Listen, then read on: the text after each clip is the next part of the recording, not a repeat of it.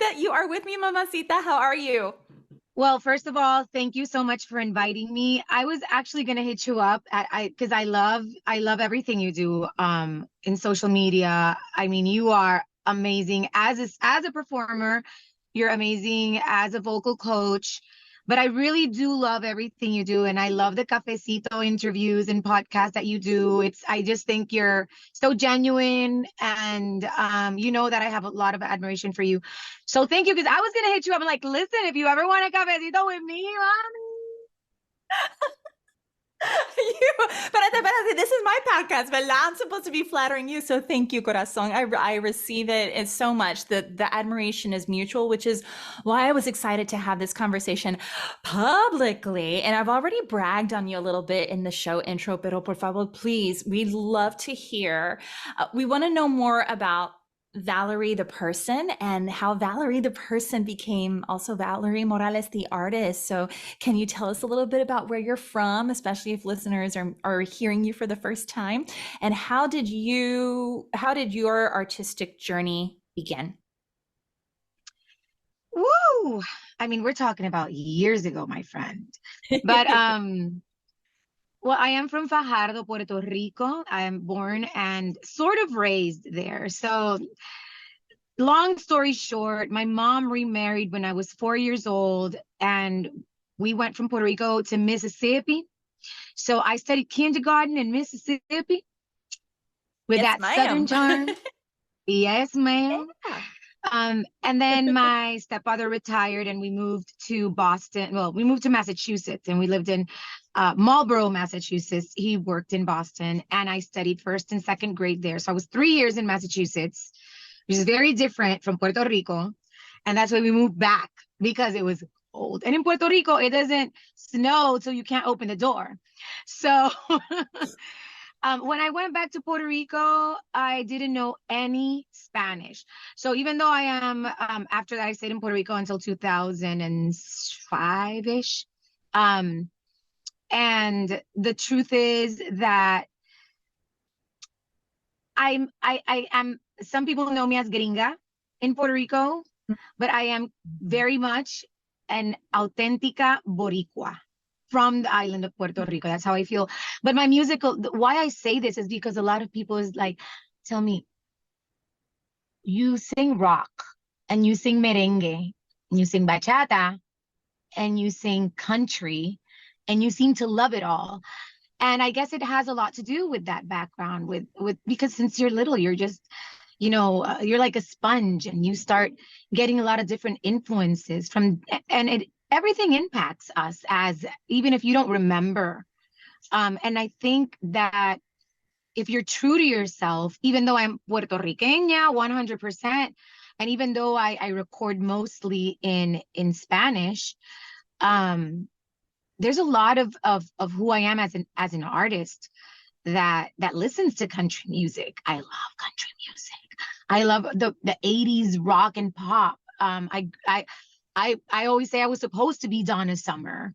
I mean, when we were in line, she pushed me and she came down, and I fell back, and here I am as Valerie. I just love all these artistic influences from different decades and from different genres, and that's really what formed me. And I think that that's really important, that everyone always remembers where they come from, because I'm not only Puerto Riqueña.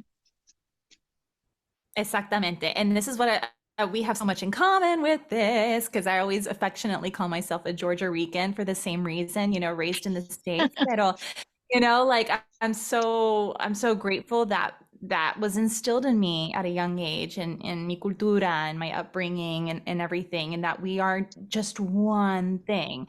And I think that's made like I have seen you in action, woman, and you are so very eclectic. Do you find that that's also your challenge, though, be it people trying to put you in a box, or whether you're trying to find out what your certain artistic lane is, because you are so good at so many things? Thank you. Likewise. It is a very big challenge, but as time has advanced, and when I say time, I'm talking about in music per se, as an artist. Artists nowadays, especially the younger generation of artists, have the opportunity to not have to deal with that as much. I mean, you still deal with it, but you don't have to deal with it as much as artists. When I started my musical journey professionally in the late 90s, mid to late 90s, and in that at that moment, social media didn't exist. You if you wanted to be an artist, you depended a lot on, getting discovered by someone somewhere in the physical universe, Right. not online, because online didn't exist. And then if you were lucky enough to work in music and maybe be discovered, then it was still a process because they wanted to do with you what they thought they could sell. I don't want to get much into that, but we could go hours and hours just talking about that moment in time.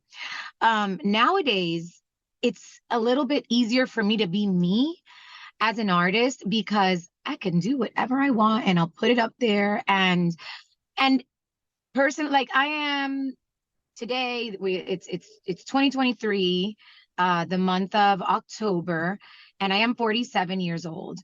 And you look fabulous, by the way. Gracias. Thank you. Botox is my friend. Anyways, it is what it is. So nowadays, unless you're looking and you're very focused, and that is not wrong, and I'm not against that at all. If you are very focused on a certain type of music as an artist, and you want to pursue a career as a blank genre artist, you go for it. And you know what? A lot of artists do that, and they probably even get further because they are so focused on it. And maybe that is a great way, maybe even the best way. Me personally, I have ADHD square. I'm ADHD square. I'm a rebel. I've never been that person that wants to follow the norm or likes to be told. I'm a Latina Boricua. I do not like to be told. Now I know where my daughter gets this from too. Yeah. Anyways, you know what I mean? I don't like to be told you are this or you did this, so you cannot do that. And I personally had an issue with that because the first thing I ever recorded was merengue. A lot of people don't know that because I even did a musical production that disappeared. It wasn't all mine. We were called Tres de Azúcar. We were able to record in a very prestigious recording studio where big Hispanic artists would record in Puerto Rico. I'm talking Olga Tañón and Manny Manuel, Gilberto Santa Rosa, El Gran Combo. Everyone would record in studios. They still exist. Back then, there weren't studios like everywhere in your living room, in your room. If you wanted to go to a professional recording studio, and still you go to playback in Puerto Rico. And I was able to record there with a group of 3 girls. We were Tres de Azúcar. And for some reason, the master files of that, and again, this was in the 90s, it wasn't digital or anything. So the tape, Yes. disappeared. And they never launched it, even though we did a video. And I mean, we were doing a lot of stuff for months. Like we recorded the whole album. It was produced by the Dominican Wilfrido Drujard. And we did like a Selena song. We did a Shakira song. We did, I did a Spice. I'm still a very big Spice Girls a fan. So we did Wannabe. So I'll tell you what I want, but in merengue, and I wrote the lyrics in Spanish. That song I still have because we did the video of that song, but I've never released the video. Whatever. I don't want to talk about that. That's another. But we did. Yeah, as you see. So anyways, the thing is, the first thing I recorded was merengue, but there's nothing out there from that. After that, I recorded reggaeton, which was completely opposite in Puerto Rico. At the time I recorded it was kind of taboo. Yeah. And all my musicians who were like, I used to, at that, by that time, I was already doing television in Puerto Rico, and I worked in radio stations over there as well. And I worked in hotels singing in the lobbies. And the musicians would tell me, in weddings and all that stuff, they tell me, "Oh, Valerie, you really have to get away from those reggaeton artists, because your career is gonna end." Um, Amongst other things. "Oh, you shouldn't do that. People that do that genre aren't talented." Or, I mean, people are really mean when they don't like something, which I think is not true, because I think every genre has its beauty, and every genre is musical in its own way. Mhm. Even though reggaeton at that point really wasn't that musical, but that's what I was trying to do because I'm a rebel and I liked it. Mhm. But at the end point is, do what you love, do what you feel. And if today you want to do merengue, because I'm back to doing merengue, today you want to do merengue, do it. And if you're able to hit it big and grow and be this, very famous and successful artist, that's awesome. But if also you want to do a ballad, or you feel like doing R&B, or you want to do something in another language, don't doubt your fans, because I think it gives you the opportunity to be authentic, to refresh your style, to connect with other people, and it, in my opinion, it's great for any artist to be able to even get out of their comfort zone, Mhm. which you talk about a lot. Yes, very much so. And I'm curious because being sort of almost, like a musical chameleon a little bit, and that is what is true to you.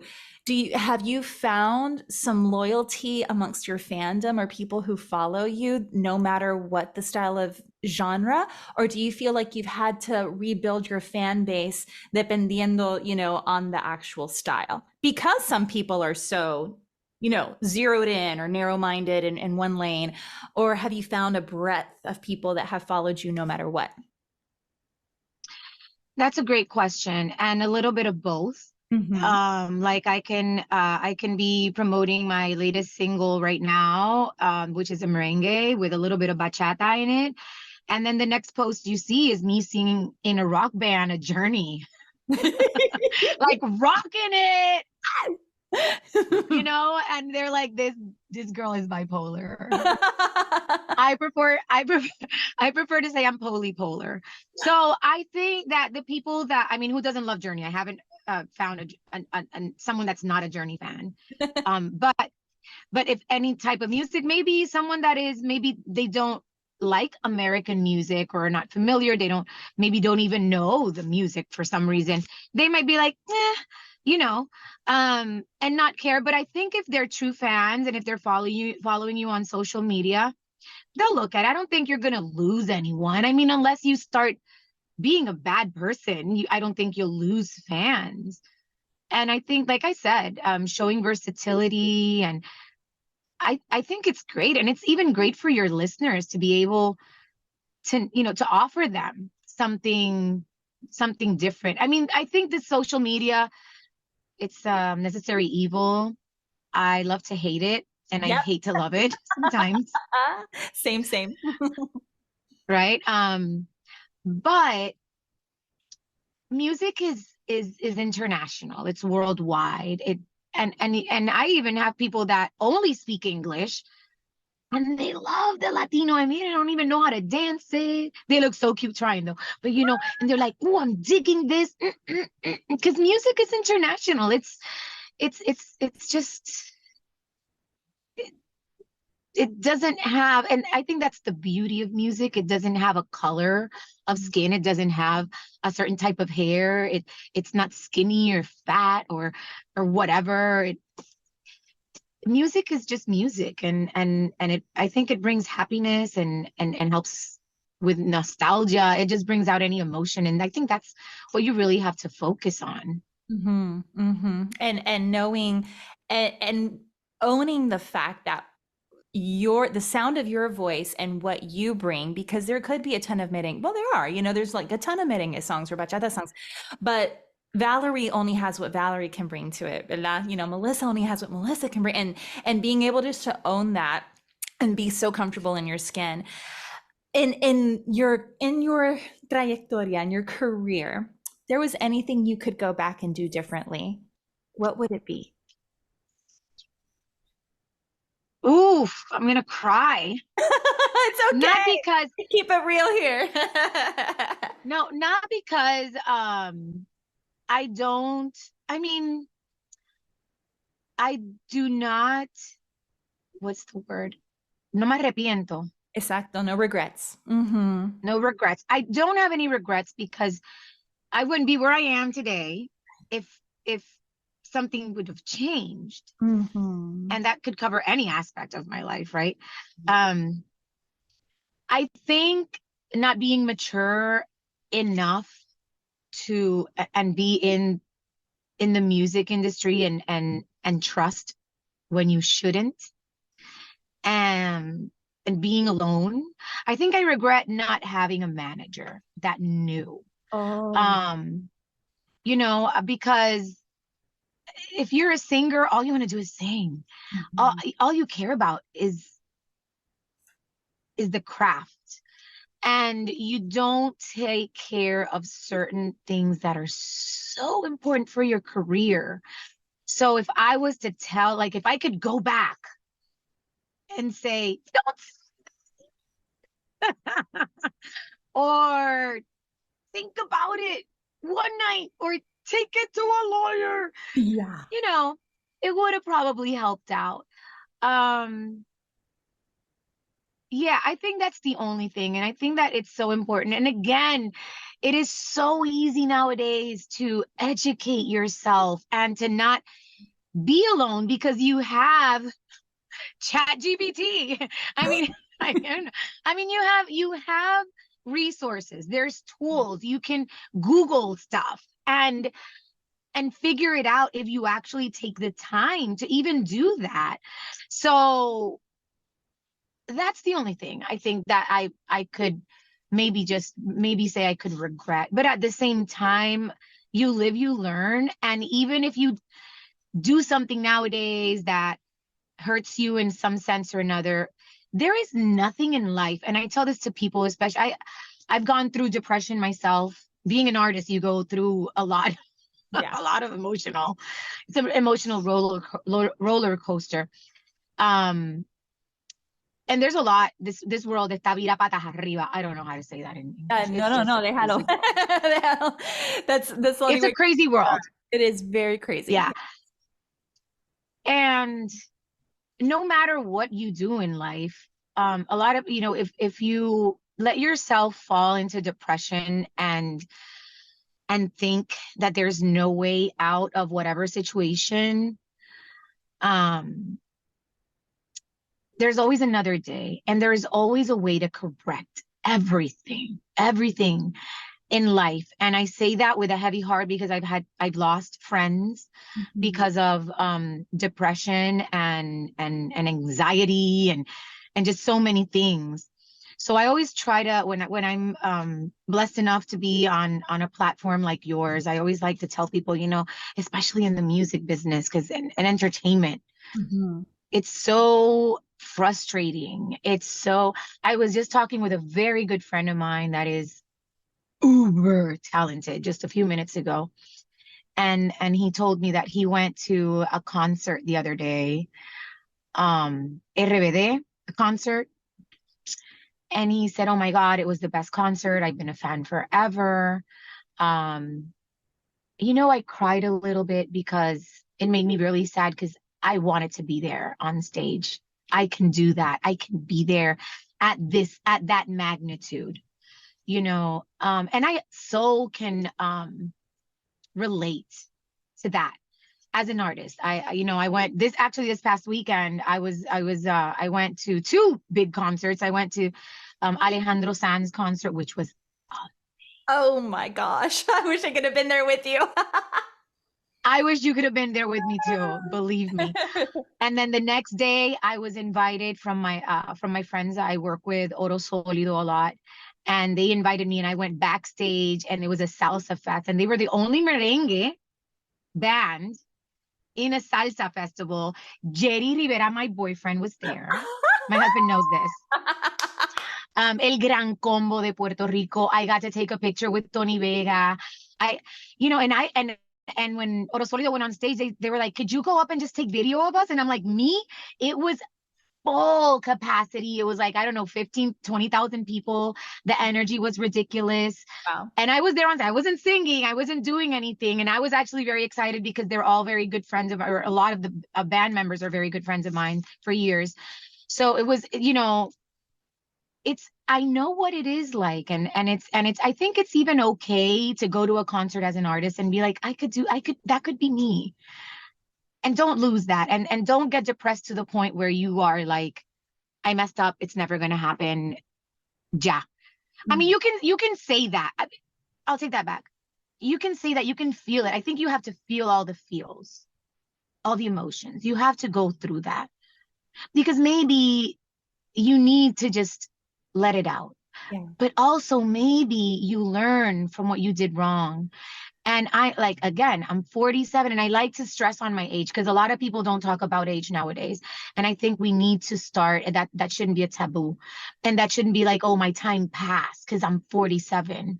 I'm not, because I still sing. I still have my talent. I still have energy. And if there is anything in this world that keeps me the little saint I am, is being able to work in what I love the most, which is entertainment, which is music. So yes, regret. Yes, feel bad. Yes, cry and wish you were doing what others are blessed to be doing. But don't envy. Don't envy.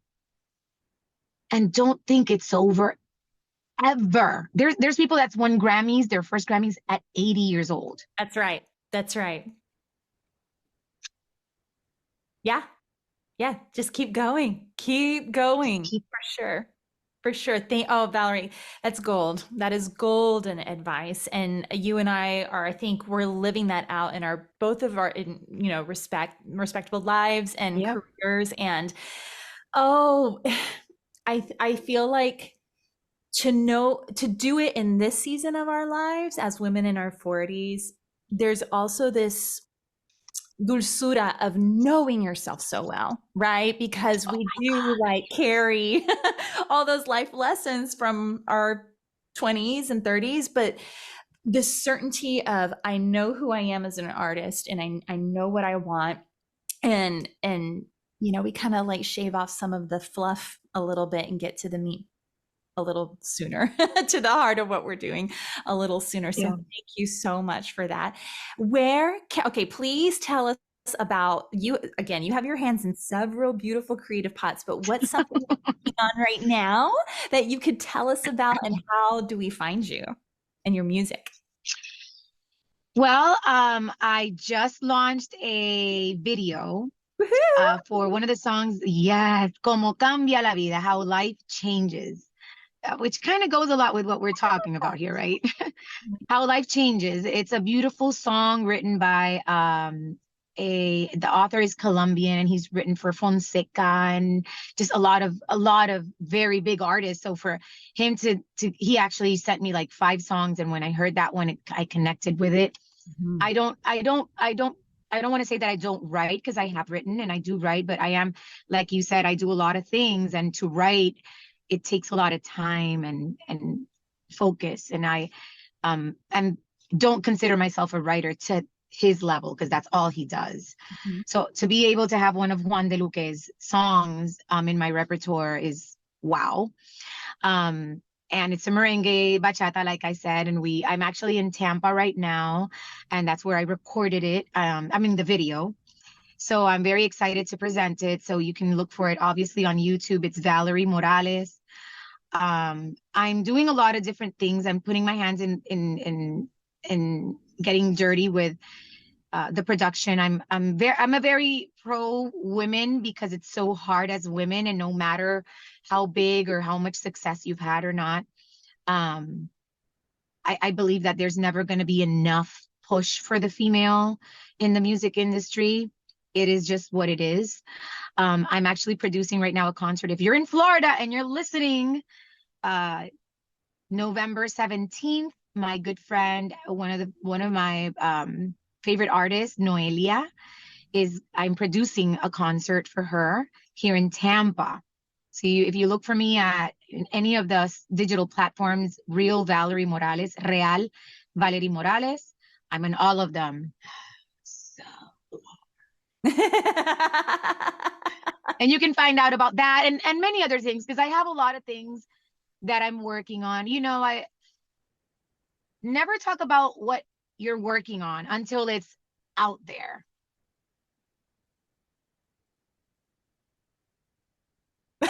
Okay. Okay.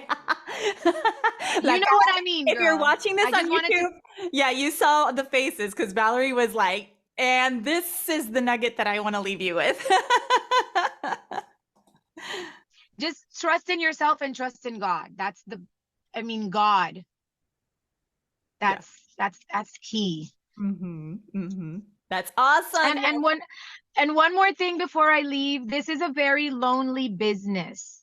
I really want to say thank you, Melissa, because I'm a fan of your craft. We've had the opportunity of singing together, and it's wonderful. And you know, you said something about this earlier, and like when we did our show together, you sang some songs that I sang. I sang some songs that you sang, and you said something earlier around the likes of no one can sing anything like you. And that's something else I always want to get through, because people are very stingy. They're like, this is my track, I'm not going to give it to anyone. Listen, I have my essence, who I am. I am uniquely me. There is not another one. There's not another Melissa. There's not another you. So I'll give my track to anyone who wants it. You know why? Because I am going to sing it one way, and then I'm going to enjoy listening to Melissa sing it another way, because it's her essence and the way she feels it and the way she transmits it. And that is so important, you know, and I really loved and enjoyed, and I hope one day again we can meet on stage and do our thing, because I really enjoyed being with you on stage, because you understand that, and it was just so comfortable. And I think we need to, especially between women, please, let's support each other. Por favor, yes, absolutely. There is so much. I feel like I came back from my previous theater contract that I did, and part of the message was this feminine power and feminine energy, and really embodying that. You and I are women ourselves. We are raising young women. We are mothers of daughters, respectfully, and proud Latinas. And like you said, there's so many layers to us. That's not just one color, one texture. And so thank you for reminding us of that. And for anyone listening, to just go out there and be you. We don't need any more copycats. We need you. We need you. So thank you. Thank you. Thank you. Thank you, Mamacita. Cheering you on, please. I'll put all her information in the show notes. Please go check out all the awesome things that Valerie is up to, and you will enjoy her music so much. Muchísimas gracias, amor. Thank you so much. Gracias a ti. Te quiero, mi amor. Te quiero.